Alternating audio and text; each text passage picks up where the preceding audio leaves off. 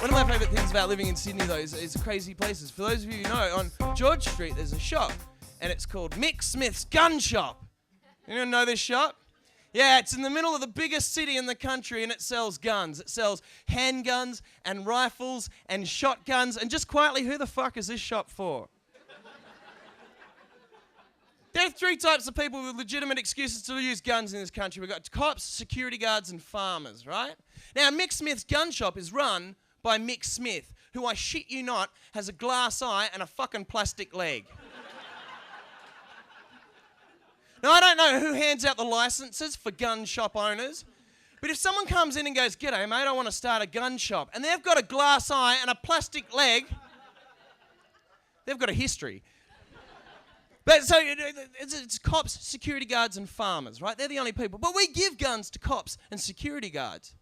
So would Mick have us believe that there are farmers in Wagga who are driving 9 hours into the biggest city in the country to satisfy all their firearm needs at the hands of a one-eyed, tattooed, peg-legged man called Mick?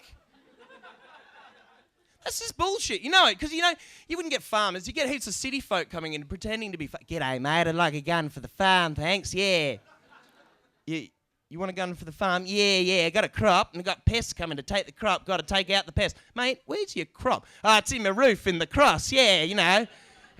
They're not the people I'm worried about.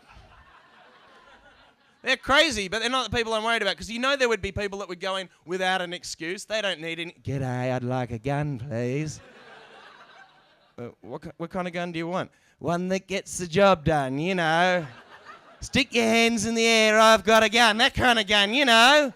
One that's good around the house. "Cook me some eggs, bitch.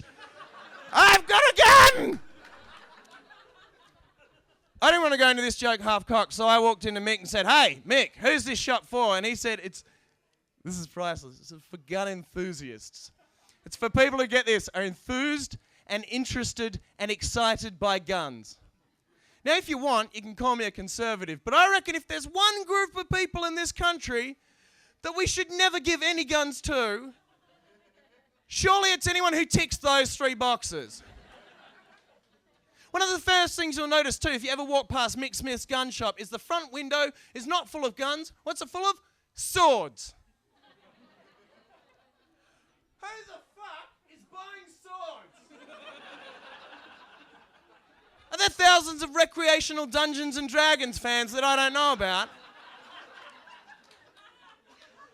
That's horrible. I find sword buyers more disturbing than gun buyers as a concept, because not only are they a little bit fucked up, they're 300 years behind the fucking times. Heaven forbid Mick should show them the fucking guns.